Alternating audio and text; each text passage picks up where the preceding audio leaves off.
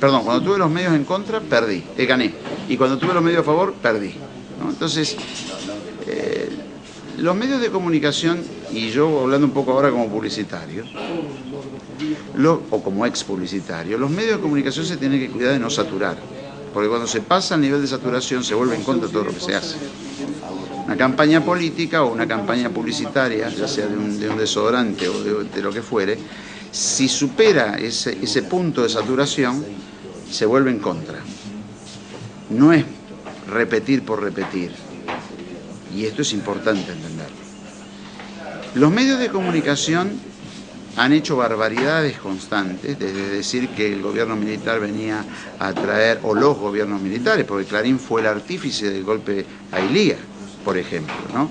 Y La Nación fue creada por Bartolomé Mitre, mostrándonos en la historia un Bartolomé Mitre que no es cierto, porque Bartolomé Mitre representó una parte de la política que fue muy sanguinaria en la República Argentina, pero como creó el diario, el único diario que perduró y que se estableció, se lavó su propia historia. Entonces dijo de sí mismo que era bueno cuando no había sido bueno. Entonces, cuando uno estudia objetivamente qué fue lo que pasó, uno dice, no, escúchame, si usted me está diciendo que esta persona es buena y el fruto es malo, dijo Jesús, un árbol bueno no da frutos malos. Si el árbol es bueno, da frutos buenos, y si el árbol es malo, da frutos malos. Por eso él decía, por sus frutos los conoceréis.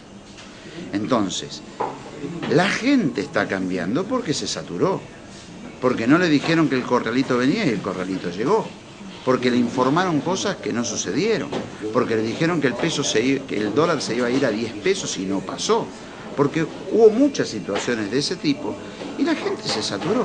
Entonces hoy los medios de comunicación tienen un problema mayor todavía, que compiten con las redes sociales.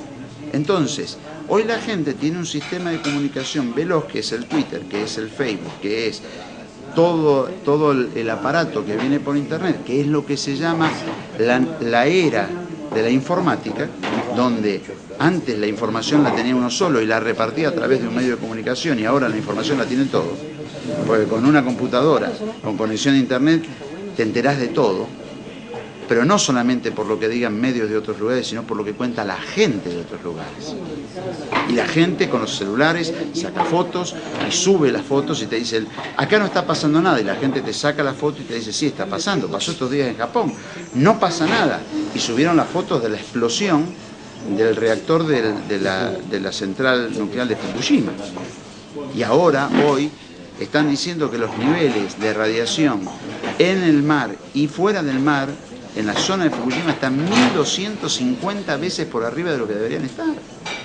Entonces, hoy la información corre de otra manera y los medios de comunicación pierden. Los medios de comunicación que han sido veraces, ganan. Los medios de comunicación que no han sido veraces, pierden. Entonces, ellos que creyeron que tenían el poder y que decían el cuarto poder, y que no era el cuarto poder, era casi el primer poder, lo están perdiendo porque la tecnología se los está comiendo. Y hoy la información ya no es privilegio de pocos, sino que la información... Lo mismo pasa con aquellos, por ejemplo, candidatos que ostentan una cantidad de dinero como para indicar de que con esa cantidad de dinero pueden ganar siempre y además tener los medios de comunicación para sí. Bueno, hay candidatos que dependen de los medios de comunicación. Y esto está claro. Hay candidatos que en las últimas dos elecciones que se tuvieron en Catamarca y en Chubut, sacaron el 2% de los votos y aparecen en todos los canales de televisión. Y uno dice, ¿cómo puede ser que alguien que saque 2% de los votos aparezca en los medios de comunicación? Bueno, evidentemente hay una componenda todavía, pero evidentemente no le está resultando porque sacó el 2% de los votos. Antes eso servía y ahora no. Lo mismo pasa con el clientelismo, o sea, la gente va avanzando. El que se abran escuelas, el que con la asignación por hijo, universal por hijo, haya llevado casi 600.000 chicos de vuelta a las aulas, y que las redes sociales empiecen a hablar de lo que no se hablaba, está haciendo ver a la gente que el que le viene a dar un pan y lo mantiene con hambre para que dependa de él, no es bueno, es malo. Y entonces esa misma gente está diciendo, pero si con ese dinero se hiciera una inversión y hubiese una fábrica y yo ganara mi salario, yo compro el pan donde se me da la gana, vivo como quiero, gasto el dinero donde quiero gastarlo y no dependo del favor de nadie. En vez de soltar un auto, ayuda a la gente. Claro, cuando esa ecuación se da y la gente se empieza a despertar a eso, y el político acá no tiene posibilidades, no tiene posibilidades. Y esto se va viendo que viene una degradación de este tipo de política desde años, que cada vez va acrecentándose. Y que con todas las promesas y con todas las prebendas que se puedan llegar a hacer, los candidatos no llegan a ganar y se producen cambios. Y la gente está cambiando su forma de pensar y de proceder. Entonces, para mí eso es lo que decíamos en la conferencia, ¿no? La nueva gente. La gente está cambiando, el pueblo está cambiando. Ya no es el mismo. Ya no es la misma gente. Entonces, el político que no se dé cuenta y sigue hablando de la vieja política, le está pasando a los sindicalistas.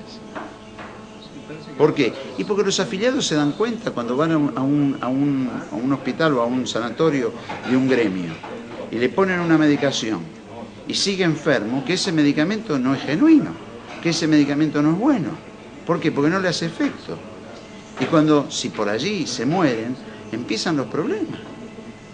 Y entonces, que venga alguien y diga, te amenazo porque te mando a una patota para que haga algo. Si la gente se está muriendo porque no la curan, ya le pierde el temor a la patota.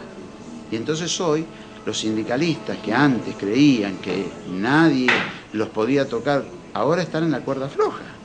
Y entonces se exige un nuevo sindicalismo, un sindicalismo más cercano a lo que fue el sindicalismo de Tosco, por ejemplo. Mi papá fue del gremio Luz y Fuerza, yo conozco un poco el tema, ¿no? Mi abuelo fue iniciador de lo que fue previo al sindicato de Luz y Fuerza, ¿no? Era anarcosindicalista.